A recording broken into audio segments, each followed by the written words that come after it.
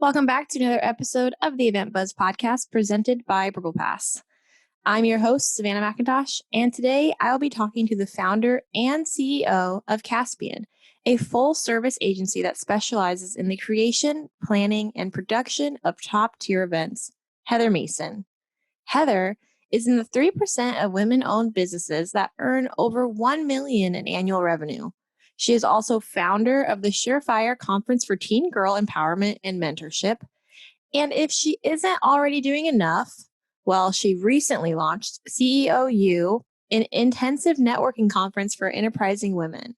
She is not only a leader of the event industry, but a powerful role model for women in the business world as well. On this episode, we will be talking about building events from the ground up, budgeting tips, and event touchpoints you don't want to overlook. Hi, Heather. Thanks for coming on to the show with us today. We are so excited to have you. How has your day been?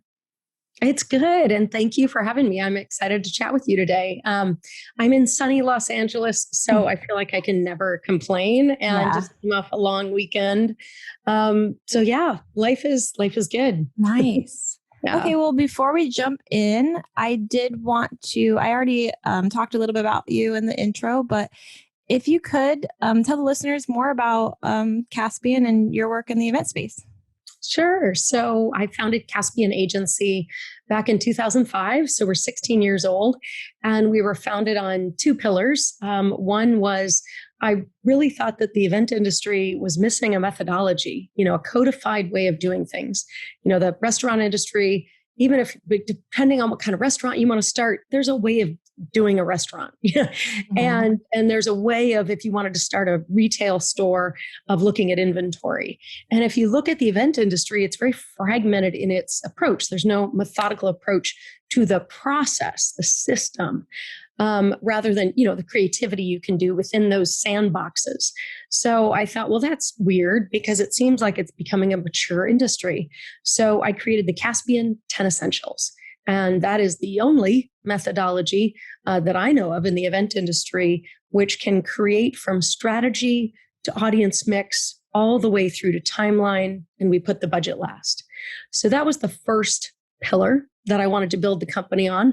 And the second one was I wanted to work with people saving the world, doing good. So I went after the top billionaire foundations as our clients, and it worked. So we work with several large foundations: Rockefeller, Skoll Foundation, Dalio Foundation, Q Foundation, and a lot of big nonprofit organizations in the world. And that's what we do. And we design strategy for them, as well as producing either their virtual or their in-person event. Nice. That's interesting you say, you mentioned budget last. A lot of people, when they start planning, you're like, okay, let's sit down and look at our budget. And we'll talk about that later and touch on that point, but it's interesting. And because you guys specialize, like you said, in event space from conception to completion, my first question, and a lot of people have this question, is for like a brand or organization putting on the event for the first time. Where do they even begin? What should they be doing or discussing first in that initial stage of building an event? I love to talk about this part because, again, it gets back to a methodology. And because so many people start and go, I wonder how we do this. Having a map that works time and time again really helps. And so the first three essentials are where you start. Success metrics. And a lot of people will say, well, we know our goals. We get our goals. That's great. But normally people don't really drill down into them. So the first thing I would say for a brand is you have got to know your success metrics, which are 4 parts. Your goals, great. Most people are like, I know that.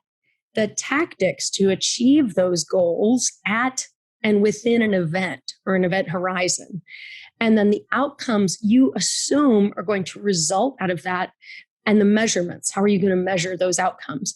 So we call it GOT'em for short: goals, outcomes, tactics, measurements. I like that. And you start there. And then the very second thing you do, and oddly, this is missed more than you'd think, is audience mix. Again, a lot of people say, we know who we want to come, but just like goals, they don't really dig down into the parts that matter. With audience, the critical piece there is in what ratio do the audience participants and the categories you have to show up to your event in order to make it worthwhile? That's where it all falls apart. And that's also why we could talk about this later, but that's also why I don't buy into cost per attendee metrics, because attendees are not equal to a business entity or even a foundation entity. So if you don't parse your audiences and look at their personas, the value to the organization or the company, the value you're going to give them, then you're going to miss and create an event that has no meaning for your business or your attendees. And then the third one is content mapping, which is crazy. If folks out there take my online courses, they'll hear me say it. You can map content for any conference, even if you're not a subject matter expert, if you do those first two steps. Success metrics and audience mix analysis will tell you the types and the amount of content you need to have to serve both of those goals. And it works like a charm. And those are the first three steps. Ooh, interesting. Okay. So it's not like jumping in and booking your venue and just going, no. Yeah. Or booking your speaker. I mean, right. People love to talk about that too. They're like, oh, I just booked my speakers, right? Hey, I know Richard Branson or whatever it is people say. Yeah. It's like, no. Or I can get us a free hotel in Miami. No. Oh, okay. Interesting. And you mentioned you do online courses?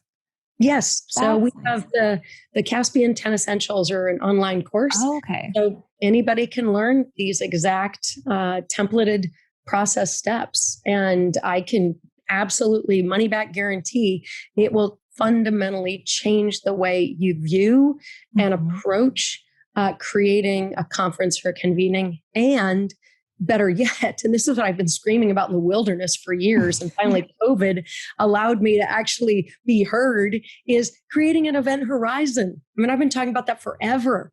There never should have just been a one and done event, a tentpole experience. It should have always had a lead in and a lead out.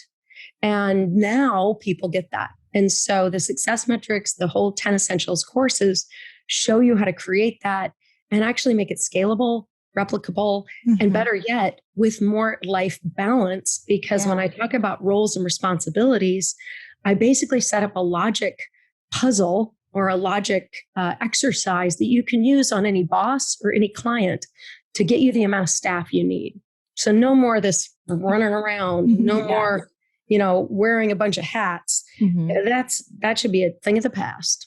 That's extremely helpful, because if I were planning an event, I'm definitely that person that's really visual, and I need like step by step. Okay, we start here. Versus like, that's why I asked that question, because a lot of people are like, where do I even begin? Because it's very overwhelming if you were to sit back and look at everything you had to do at one time. Exactly. Absolutely.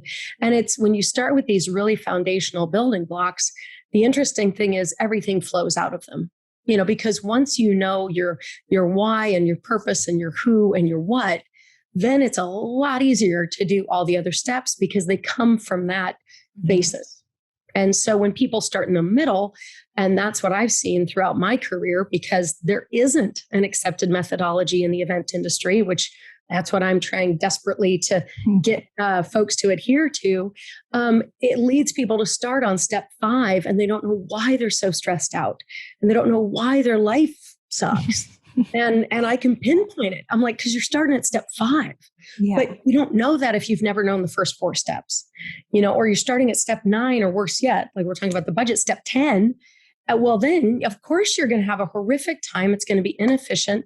And it's part of the reason why, events, working in the event industry and event production is one of the top 5 most stressful job occupations you can have in America. That's crazy. And it's because we don't have this process. And I think because there's also a little weird pride in running around like crazy. And I don't take pride in that. I think that's a sign of a broken industry.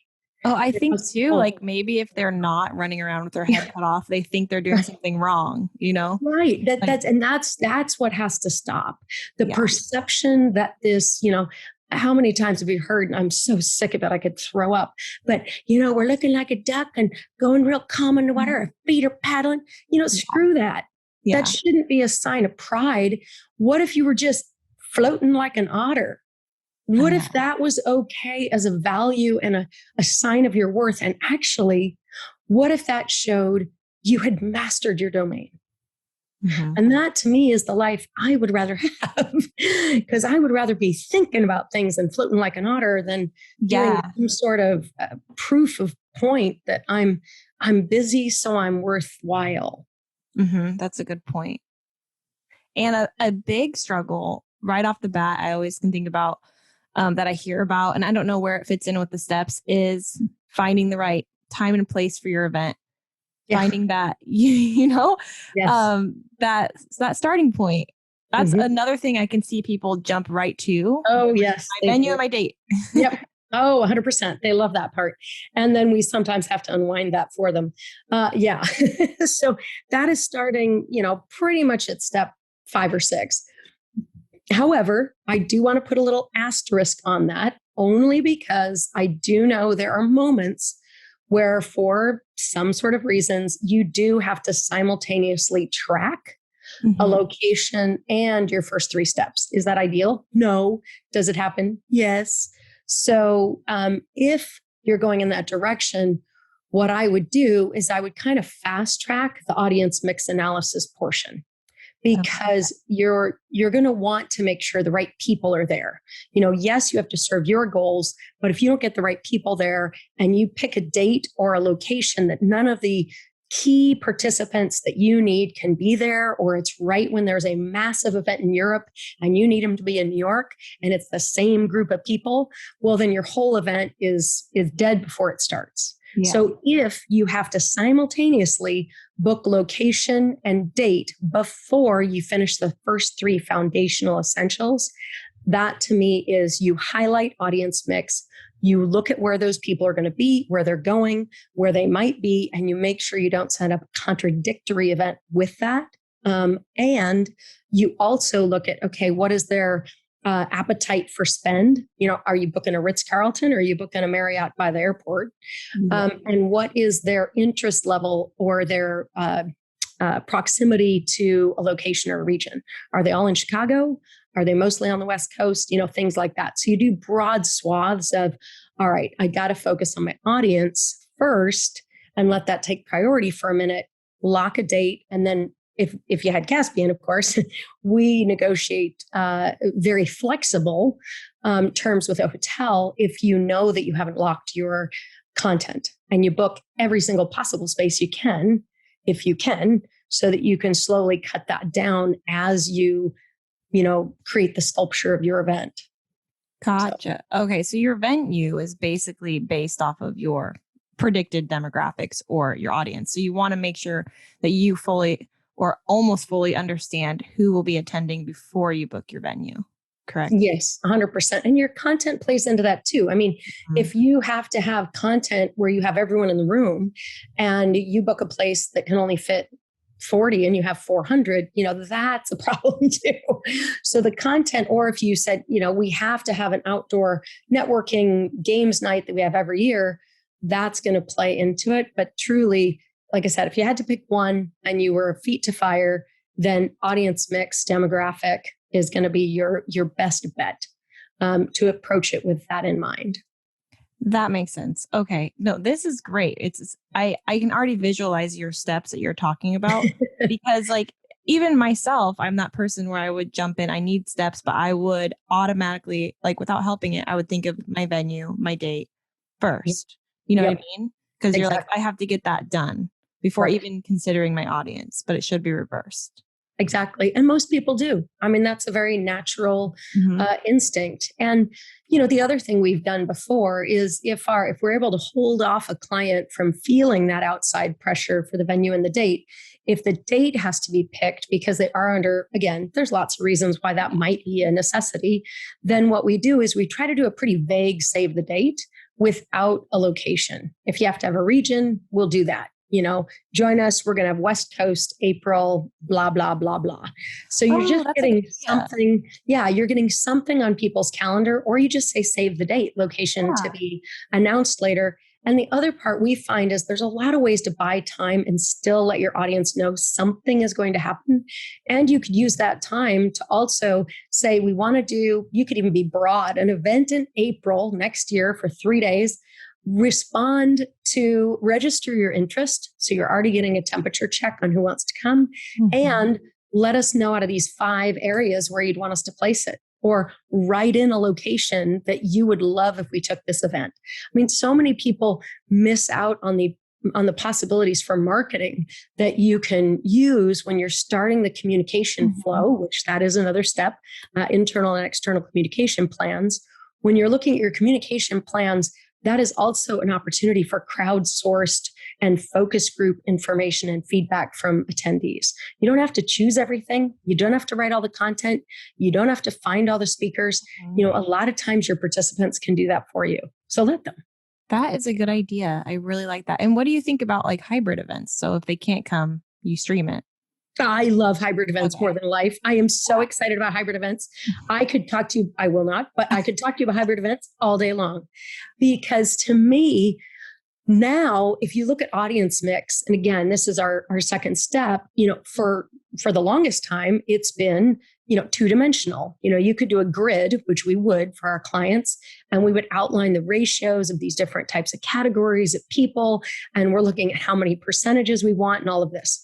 Well, now, and actually I did an episode of The Adventures of James Caspian. If you go and watch it, it's the first online TV show for event professionals. And I'm kind of spoiling it because I use a Rubik's Cube to show how when you go to hybrid, you create a 3-dimensional audience mix.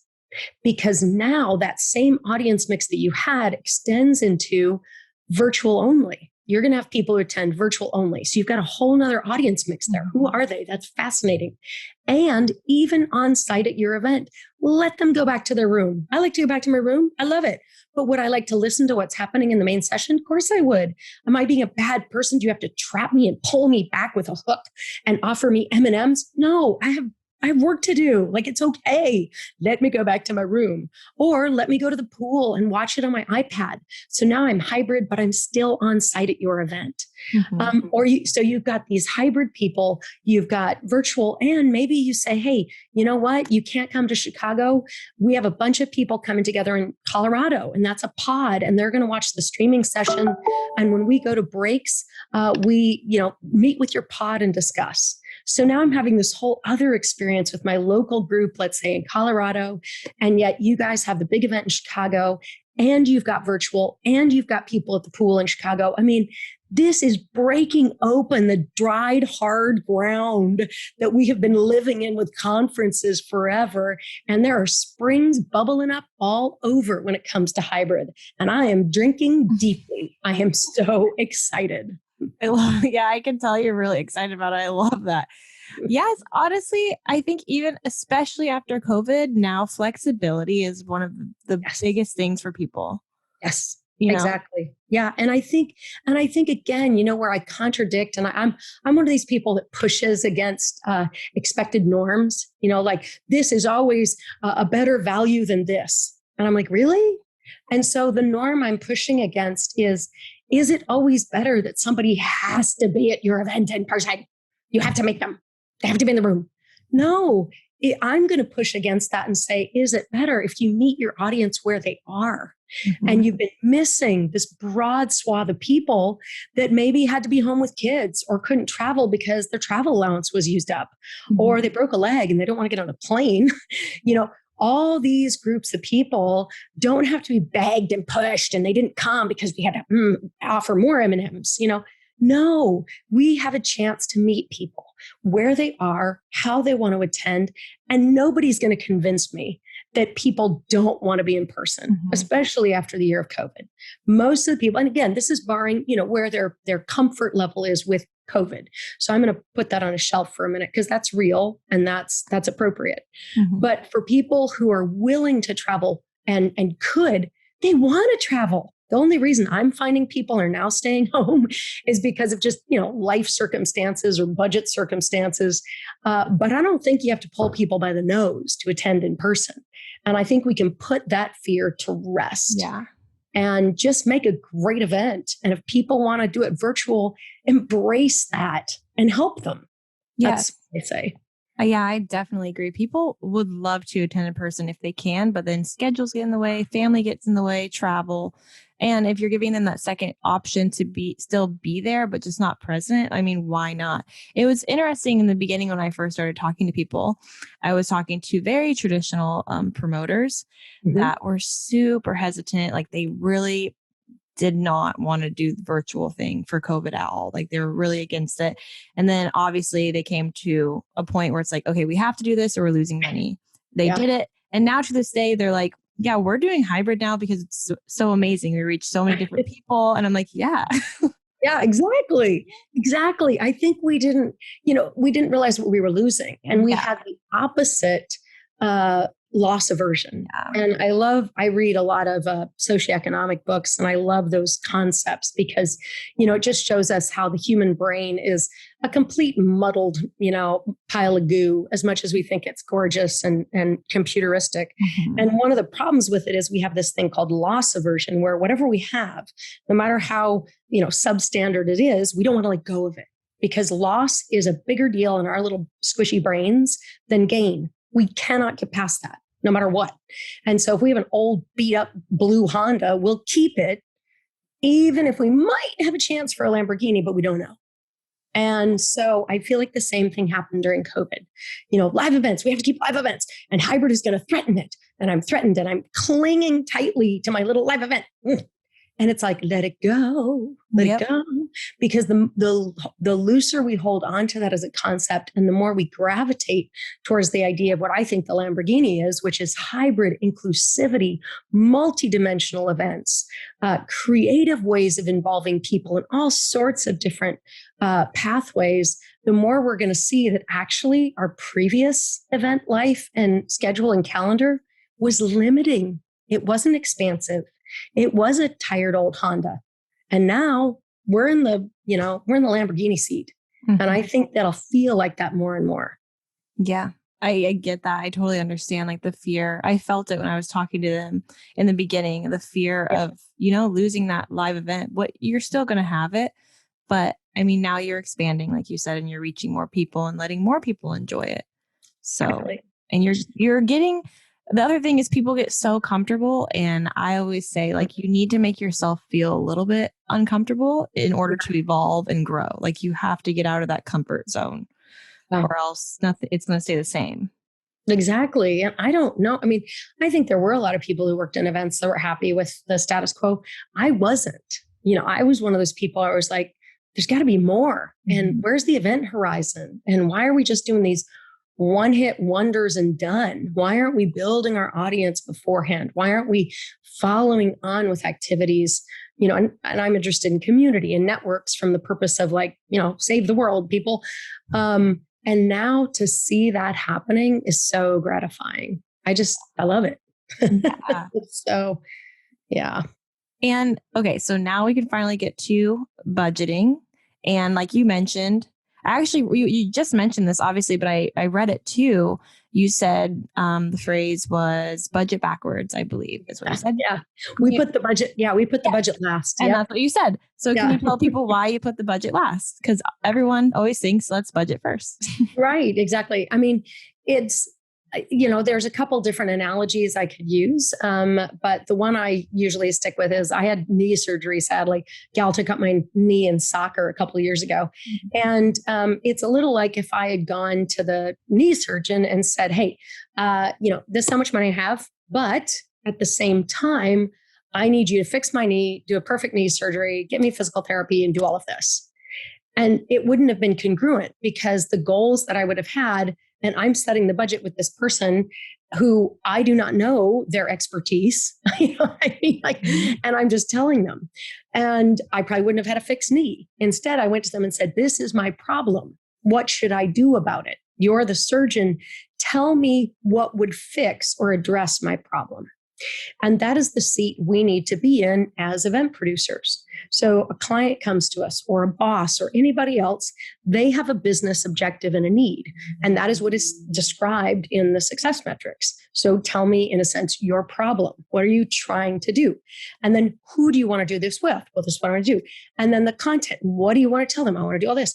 Okay, so now we can build the plans to build this, let's say not a knee, but maybe a house, which is the other analogy I use. So is this, and by the time I finish, I've got a mansion for these people, right? I'm like, this is the man. And they're like, yes, this is exactly what would solve my problem is if you built this house, that would do everything I want. And I go, great. Well, this is the price for the house. Now, if they go, oh dear, we can't afford that.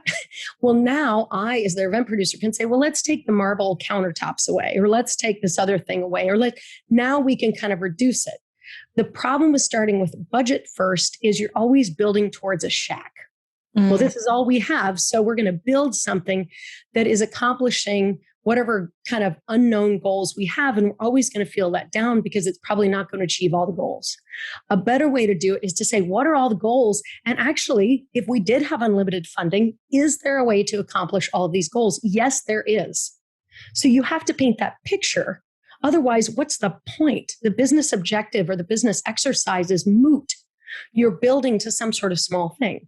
Yeah. And the way I say it, I call it the magic phrase, and we use it all the time at Caspian, which is you can give me the budget and I'll tell you how many goals you can buy. Or you can give me your goals, your problems, and I will tell you how expensive they are.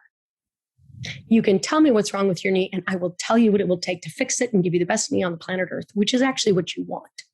You don't want me to say I can give you kind of a bum knee and you'll limp the rest of your life.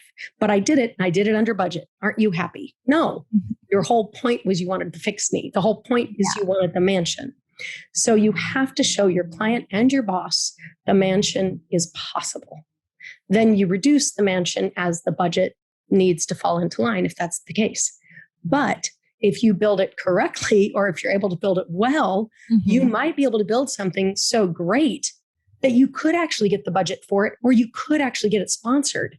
Because some of these events are being built with a budget in mind. Nobody's going to sponsor it because it's not a mansion. Build the mansion. Focus on the mansion.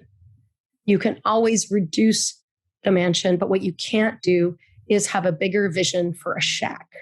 I like that. Yeah. You have a vision, either vision the mansion or the shack. Which one do you want to be and work with it? That's exactly it. That was a good analogy. Okay. I'm over here just like, oh, wow. Yep. Yeah.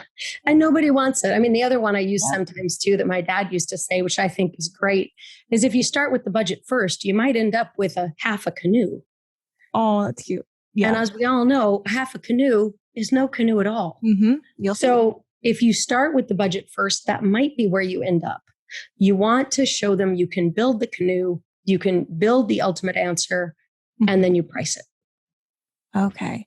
And then another thing I read that obviously has to do with budgeting that you said, because I always like to read on people that I'm going to talk to. Yep. And I really like this. You said building value versus cutting costs. Yes. What's the difference? Yes. Well, it's so true because so many people get stuck in this, whether it's bosses or even event professionals. It's like, how can I keep whittling this budget down? And they think they're going to get a prize for it or a sticker on their head.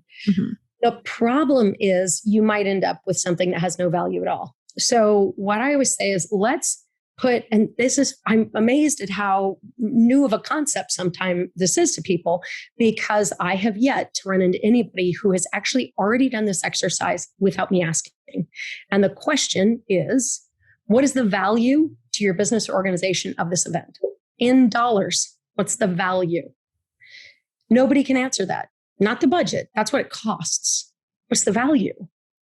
And the value can be added up in some way, shape, or form of, loyalty, customer loyalty, or purchasing power afterwards. Or, you could set up all the metrics and create a value. So once that is done, the interesting thing is most of the time the budget looks paltry for the value.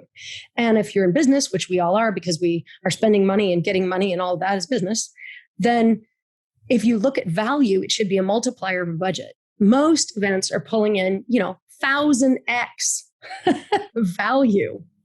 The budget is paltry, but the budget only looks expensive or inexpensive because it's not being compared to anything other than zero. Well, that is an argument you can never win financially. You can win if you go over to value, because on that playing field, an event might be worth 15 million and only cost $1 million. That's a 15x return on investment. That'll get you some extra head count if you can show that. And most people can. Or a $150,000 event might be $1 million value. Wow. Okay. Yeah. And they're only making you do it with 2 people. Well, how are the other people gauged? How much do they have to X times their value in the company? Event people are usually held to an absolutely astronomical return on investment. The problem is they never have done the value equation to show it. Yeah. If we start showing it, our industry will go from hobby industry, from low paid industry, from, oh, they're running around and isn't that great? That's their value industry, to holy crap, they're probably the single engine other than sales of our company industry. And that's where I'm interested in going. And I think we have the capacity to do it if we focus on value. I like that because just the words alone, you have cost and budget, can be very limiting, just isolated in your mind. Right. It can limit you. You don't even realize how much. Oh, it's so funny too, because I teach the master's program at San Diego State University, and I teach the course for the master's students on financials and economics. Mm-hmm. And I do a quiz ahead of time. And of course, it's a little bit of a trick question. One of my questions, and I do a lot about value and keys and budgets and all in financial models, but one of my questions is, what is an expensive event? And there's only ever been 2 people ever who have answered it with what I think is the proper answer. Otherwise, they give numbers and it's hilarious to read them. Some people say 50,000, some people say $1 million. And it's like, what are you comparing that to? Yeah. An expensive event. An expensive event, if it's 100 million, that's not expensive. If you're getting 1 billion in return, without knowing our return on investment, no event is expensive or inexpensive. It's just a number. Okay. Do they say that when those people that got it right? What do they say? They just say, oh, so they said, well, it can't be gauged unless I know what kind of return on investment we're getting. And I'm like, my Padawans, good job. You can start. Exactly. They're like, you can't, well, expensive compared to what? That's really the answer. Expensive compared to what? Yeah. It's like saying, is that person tall? Well, tall compared to what? Short compared to what? Yeah, I think for some reason we have these standards already in our mind. Exactly. It has to be this much to be a great, expensive, valuable event. Right. That's exactly it. And it might not. The thing I love about TED, which I am always impressed by them in so many ways, and I go to the big TED event in Vancouver, and it is impressive. But one of the things I think I am most impressed with is because I love studying financial models, they turned the financial model of events on its head, and they were so counterintuitive, and they were counterintuitive to a fault, to the point that this is why, singularly, I would say why TED has become one of the biggest forces on the planet. And they made all of their content free and accessible. Mm-hmm. That's crazy. That goes against all traditional typical knowledge, which is, people have to pay and you're cannibalizing your content if you give it for free. They did the opposite, and they can charge $25,000 a ticket and they sell out in a week. That's crazy. That makes no sense. Yeah. And yet they are the biggest brand. They have books. They have, speaking series. They have a massive brand that extends beyond belief. And they did it all because they went against the grain with a financial model and embraced abundance in a way that would have felt frightening to most businesses. Mm-hmm. Wow. I didn't know that. Okay. Oh, yeah. That's impressive. It's expensive. Yeah. It's somewhere between 10 and 25. You can get different tiers, but the lower ones, they do sell out fast. And, that's a high ticket price. Yeah, that's really high. And it's very limited. And the content that you're going to see in that room is going to be broadcast to the world a couple months later. Yep. But then there's value of actually being there in person. Value. And did you hear that? You said value. There's value in being there in person. You didn't say the cost. The value must outweigh that cost then. So the value must be higher than $10,000 to a person buying that ticket. Wow. And if the value is $50,000 or $100,000, then that ticket is cheap. It's a 10x return on investment. Wow. And that's what TED has convinced people of. They've got them focusing on value. Yeah. Wow. I feel like I owe you some money right now. I should be paying for your course. I've already learned a lot. I appreciate it. That's so nice of you to say. Yeah. That's Well, awesome. it's something I love talking about, as you can probably tell. I love our industry. I love events and convenings. And, my strong suit in high school and in college was logic. And I just feel like if we just apply a light sprinkling of logic to our industry, we will find ourselves having a better life balance, better power and control over our careers, and oddly better budgets, even though I don't like that word as much, but we'll be able to showcase our value, which will lead to a lot better experiences and outcomes for us. Yeah. I think we get stuck on, looking online, researching, and you see, okay, your top 10 things to budget for, or how to look for like all these lists, because we're wired like that. We need lists. I know. And that's what happens. And then we get focused on checking off the boxes for that. And we forget, hey, let's actually think and be unique and use our brains. Yes, I would agree. If I see any more checklists, they make me crazy because yes, I'm not opposed to checklists. We have them at our company, but so many times they start with them. And where I start with all of my courses and with all my speeches that I do, and even with my master's course, with everything, it's mindset.